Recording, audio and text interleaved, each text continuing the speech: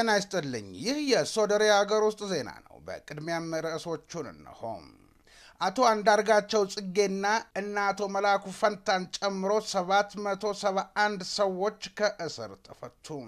ላለፉት 9 ዓመታት ተመሳሳይ ሪፖርት እያቀረብኩ ስለሆነ እንድትሰሙኝ ፈልጋለሁ አሉ ዋና ኦዲተር ገመቹ ዱቢሶ የሚሉት ናቸው ወደ ዝርዝሩ እናልፋለን በሽብርተኝነት የተፈረጀው የግንቦት 7 ድርጅት ምክትል ሊቀመንበር የነበሩት አቶ አንዳርጋቸው ጽጌና በሙስና ወንጀል ተጠርጥረው የተከሰሱት እና አቶ መላኩ ፈንታን ጨምሮ 771 ተከሳሾችና ፍርደኞች በይቅርታና ክስ በማቋረጥ ከእስር እንዲፈቱ ተደረገም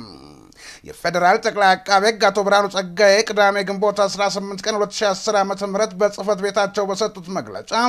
በሽብር ወንጀል ተከሰው የነበሩ 137 ግለሰቦች አቶ መላኩ ፋንታ አቶ ገብረ ዋህድ ወልደ ጊዮርጊስ አቶ አለማየሁ ጉጆና አቶ ዛይድ ወልደ ገብርኤልን ጨምሮ በሙስና ወንጀል የተከሰሱ 31 ግለሰቦች በልዩ ሁኔታ የ27 ሰዎችና የ4 ድርጅቶች ክሳቸው እንዲቋረጥ መደረጉን አስታውቀዋል አንዳርጋቸው ጽጌን ጨምሮ በተለያዩ ወንጀል ድርጊቶች ክስ ተመስርቶባቸው የቅጣት ውሳኔ ተላልፎባቸው የነበሩ 576 ሰዎች ይቅርታ እንደተደረገላቸው አቶ ብርሃኑ አስረድተዋል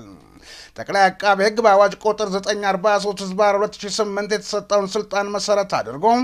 የፍትህ ስርዓቱን በሚመለከት ህብረተሰቡ ሲያነሳ የነበረውን የመልካም አስተዳደር ችግሮችንና ቅሬታዎችን በመመልከት ከላይ የተጠቀሱት ተከሳሾችና ፍርደኞች ክሳቸው እንዲቋረጥና በይቅርታ እንዲፈቱ መደረጉን አቶ ብርሃኑ ተናግረዋል ክሳቸው የተቋረጠላቸው ተከሳሾች ለጠቅላይ አቃቤ ሕግ በተሰጠው ስልጣን መሰረት እንደሆነ ፍርድ ያረፈባቸውም ለይቅርታ ቦርድ ቀርቦና በአገር የተወረሰ ብሔር ውሳኔ ተሰጥቶበት መሆኑንና በአዋጁም በልዩ ሁኔታ እስረኞችን መልቀቅ እንደሚቻል በመደንገጉ ተግባራዊ መደረጉን አስታውቀዋል የግንቦት 7 ድርጅት ምክትል ሊቀመንበር የነበሩት የእንግሊዝ ዜግነት ያላቸው ትውልደ ኢትዮጵያዊ አቶ አንዳርጋቸው በሽብር ወንጀል 2 ጊዜ ክስ ተመስርቶባቸው በእድሜ ልክና በሞት እንዲቀጡ እንደተፈረደባቸው ይታወሳል ሐምሌ 1 ቀን 2006 ዓ.ም ከዱባይ ወደ አስመራ ለመሄድ የመን ሰና አውሮፕላን ማረፊያ ሲደርሱ በጸጥታ ሰዎች ተይዘው ወደ ኢትዮጵያ ከመጡ በኋላ በቀጥታ ወደ ፌደራል ማረሚያ ቤት ተወስደው ቃሊቲ ማረሚያ ቤት ታስረው ላለፉት 4 ዓመታት ያህል ቆይተዋል ከሰር እንዲፈቱ ባለም አቀፍ እና በአገር አቀፍ ደረጃ የተለያዩ ግፊቶች የነበሩ ሲሆን ባለፈው 1 ወር ውስጥ ጠቅላይ ሚኒስትር ዶክተር አብይ አህመድ ባስተላለፉት ትዕዛዝና የሥራ አቅጣጫ መሰረት አርብ ግንቦት 17 ቀን 2010 ዓ.ም ይቅርታ ተደርጎላቸው ከስር መፈታታቸው ታውቋል በከባድ የሙስና ወንጀል ተከሰው ላለፉት 5 ዓመታት በስር ላይ የሚገኙት የቀድሞ የኢትዮጵያ የገቢዎችና ጉምሩክ ባለስልጣን ዋና ዳይሬክተር አቶ መላኩ ፈንታና በሕግ ዘርፍ ምክትል ዋና ዳይሬክተር የነበሩት አቶ ገብረ ዋህድ ወልደ ጊዮርጊስን ጨምሮ የሁሉም ተከሳሾች ክስም ተቋርጧል በሶስት የተለያዩ የክስ መዝገቦች ክስ ተመስርቶባቸው በሁለቱ መዝገቦች ጥቂት ተከሳሾች በነጻ ሲሰናበቱ አቶ መላኩና አቶ ገብረ ዋህድን ጨምሮ አብዛኛዎቹ በ1 በ2 እና በ3 ክሶች ጥፋተኛ ተብለው የቅጣት ውሳኔ ለመስጠት ፍርድ ቤቱ ለማክሰኞ ግንቦት 21 ቀን 2010 ዓ.ም ቀጠሮ ይዞ ነበር በሌላ አንድ መዝገብም ጥፋተኛ ለማለት ወይም በነጻ ለማሰናበትም በተመሳሳይ ቀን ቀጠሮ ተይዞ ነበር በአዋጅ ቁጥር 943/2008 ክስ የመመስረትና ክስ የማቋረጥ ስልጣን የተሰጠው ጠቅላይ አቃቤ ሕግ ጉዳዩን በጥልቅ በመመርመር የክስ መዝገቡን ማቋረጥ ለህዝብ ጥቅም አስፈላጊ መሆኑ ስለታመነበት ክሳቸው እንዲቋረጥ በማለት ክሱን እየመረመረው ለሚገኘው የፌደራል ከፍተኛ ፍርድ ቤት 15ኛ ወንጀል ችሎት አቅርቦ ክሱ እንዲቋረጥ አድርጓል በመሆኑም በእናቶ መላኩ የክስ መዝገብ የተካተቱት አቶ ገብረ እግዚአብሔር ነጋ አቶ ከተማ ከበደ ላለፉት 5 ዓመታት ክሳቸው ሲታይ የነበሩት አቶ ጌቱ ገላቴ በሌሉበት አቶ ገብረ ስላሴ ገብሬ አቶ ስማቸው ከበደ ኮሎኔል ሃይማኖት ተስፋዬ አቶ ገብረ ዋህድ ባለቤት የኢሊሌ ሆቴልና የጋምሹ በየነ ኮንስትራክሽን ኩባንያ ባለቤት አቶ ጋምሹ በየነ በሌሉበት አቶ ፍጹም ገብረ መድህን ኬክ ኃላፊነቱ የተወሰነ የግል ማህበር ጌታስ ኩባንያ ኮሜት ትሬዲንግ ሃውስ ኃላፊነቱ የተወሰነ የግል ማህበርና ነጻ ኃላፊነቱ የተወሰነ የግል ማህበርና የመሳሰሉት ናቸው በሌላ መዝገብ ክስ የተመሰረተባቸውና በ2009 ዓ.ም መጨረሻ በከባድ የሙስና ወንጀል መጠርጠራቸው በመገናኛ ብዙሃን በወቅቱ በነበሩት ጠቅላይ አቃቤ ሕግ አቶ ጌታቸው አምባዬ ተነግሮ በቁጥጥር ስር የዋሉትና ክስ የተመሰረተባቸው የገንዘብና ኢኮኖሚ ትብብር ሚኒስትር ዴኤታ አቶ አለማየሁ ጉጆ አቶ ዋሲሁን አባተ አቶ አክሎግ ዳምሴ አቶ ዘርፉ ተሰማ አቶ መስፍን ወርቅነህ ወይዘሮ ሰንጎበና አቶ ጌታቸው ነገሪ አቶ ነጋ መንግስቱ አቶ ሙሳ መሐመድ የኢትዮጵያ መንገዶች ባለስልጣን ዋና ዳይሬክተር የነበሩት አቶ ዛይድ ወልደ ገብርኤል አቶ ሲራጅ አብዱላሂ ከባህር ትራንስፖርትና ሎጂስቲክ አገልግሎት ኮሎኔል መላኩ ደግፌ ትርሲት ከበደ አቶ ገዛኸኝ ኢጀራ ቤዛ ለማክሪሉ አቶ ወንድሙ መንግስቱ አቶ ቢርልኝ ጣሰውና ማህደር ገብረሃና ክስም እንዲቋረጥ ተጠይቆ ተቋርጧል። ዋና ጠቅላይ አቃቤ ሕግ አቶ ብርሃኑ ስለተቋማቸው የሥራ ተግባርና ክስን ለማቋረጥ በአዋጅ ስልጣን እንደተሰጠው ጠቆመው ከላይ የተጠቀሱት 771 ግለሰቦችና 4 ድርጅቶች ክስ እንደተቋረጠና በይቅርታ እንደተፈቱ ከገለጹ በኋላ ማስተናገድ የሚችሉት 3 ጥያቄዎችን ብቻ እንደሆነ ተናግረዋል። በሙስና ወንጀል ተጠርጥረው ክስ የተመሰረተባቸው ሰዎች ቁጥራቸው ከፍተኛ መሆኑን በመጠቆም 31 ግለሰቦችን ብቻ ለይቶ መፍታትና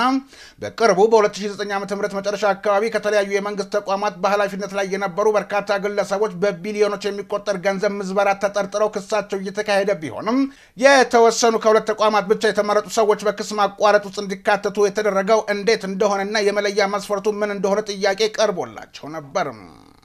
አቶ ብርሃኑ በሰጡት ምላሽ እንደተናገሩት መፍትሄው ማሰርና መቅጣት ሳይሆን መፍትሄ የሚመጣበትን መስራት ነው።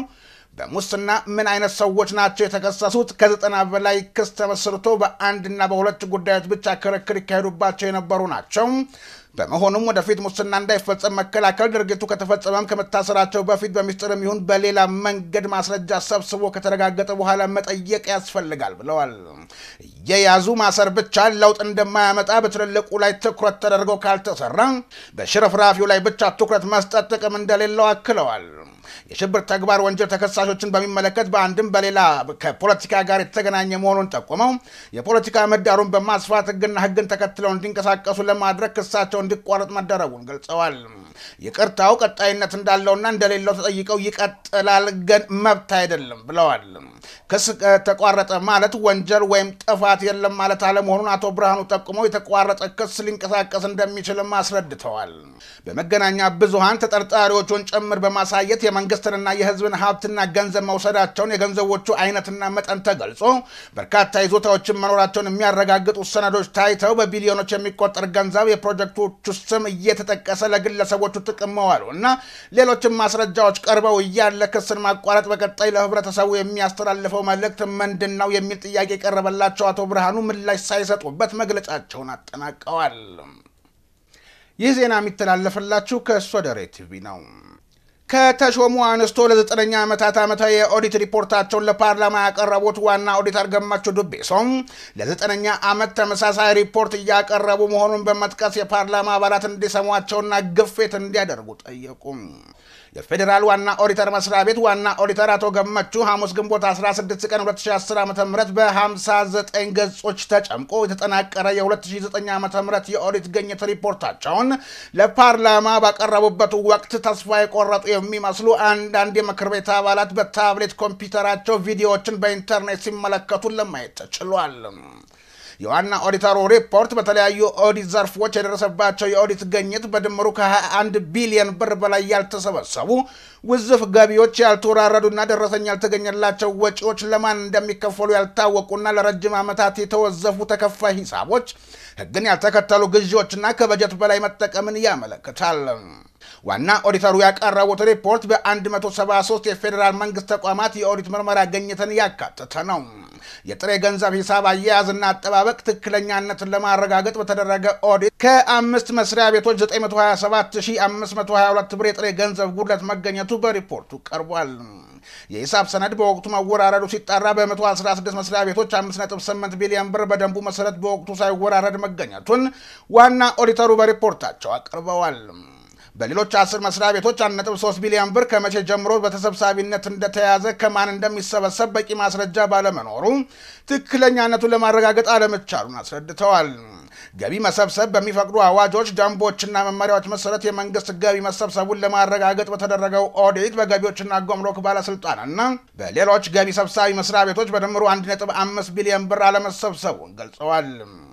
የመንግስት ገቢ በወቅቱና በአግባቡ መሰብሰቡን ለማረጋገጥ በተደረገው ኦዲት 6.2 ቢሊዮን ብር በወቅቱ ያልተሰበሰበ ውዝፍ ገቢ መገኘቱን ሪፖርቱ አመልክቷል። በሌላ በኩል ግብር ከፋዮች ያቀረቡት ቅሬታ በፍጥነት መፍታት ባለመቻሉ 1.6 ቢሊዮን ብር ገቢ ሳይሰበሰብ መገኘቱ ተገልጿል። የተሟላ ማስረጃ መቅረቡን ለማረጋገጥ በተደረገ ኦዲት በ68 መስሪያ ቤቶች የተሟላ ማስረጃ ሳይቀርብ 5.6 ሚሊዮን ብር ወጪ መደረጉን፣ ደንብና መመሪያ ሳይከተሉ ደግሞ 98 መስሪያ ቤቶች ከ190 ሚሊዮን ብር በላይ ወጪ ማድረጋቸውን ዋና ኦዲተሩ በሪፖርታቸው ጠቁመዋል። የግዥ ደንብና መመሪያ ሳይከተሉ 97 መስሪያ ቤቶች በድምሩ 487.9 ሚሊዮን ብር ወጪ ማድረጋቸውን፣ ሌሎች 9 መስሪያ ቤቶች ደግሞ ያለ ንብረት ገቢ ደረሰኝ 1.8 ቢሊዮን ብር መክፈላቸውን ገልጸዋል። ማስረጃ ሳይኖር በወጪ ሂሳብ ላይ 110 ሚሊዮን ብር በ19 መስሪያ ቤቶች ተመዝግቦ መገኘቱንም ዋና ኦዲተሩ ሪፖርት አድርገዋል። በሌሎች 74 መስሪያ ቤቶች በተከፋይ ሂሳብ ስር 789.6 ሚሊዮን ብር ውዝፍ ተከፋይ መገኘቱን፣ ከዚህ ውስጥ 177 ሚሊዮን ብር ለማን እንደሚከፈል የማይታወቅና 580 ሚሊዮን ብር የቆይታ ጊዜው የማይታወቅ መሆኑን ተናግረዋል። ዋና ኦዲተሩ ባቀረቡት ሪፖርት 41 መስሪያ ቤቶች 898 ሚሊዮን ብር ከተፈቀደላቸው በጀት በላይ ተጠቅመው መገኘታቸውን ገልጸዋል። አቶ ገመቹ ሪፖርቱን ካቀረቡ በኋላ በምክር ቤቱ አባላት ተጠያቂነት ማስከበርን በተመለከተ ተጠይቀው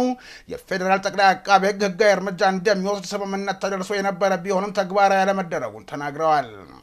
ይህ 9ኛ ሪፖርቴ ነው። ተመሳሳይ ሪፖርት እያቀረብኩ ነው ያለሁት ያሉት ዋና ኦዲተሩ እርምጃ ቢወሰድና መቅጣት ቢጀመር ኖሮ አንድ ቦታ ይቆም እንደነበር ተናግረዋል። እንድትሰሙኝ ይፈልጋለሁ ያሉት አቶ ገመቹ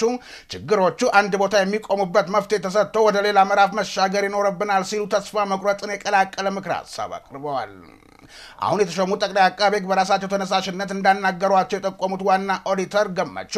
ይህንን ሪፖርት መሰረት በማድረግ ለጠቅላይ አቃቤ ሕግ እንደሚያስተላልፉ ተናግረዋል። ዘገባው የሪፖርተር ጋዜጣ ነው።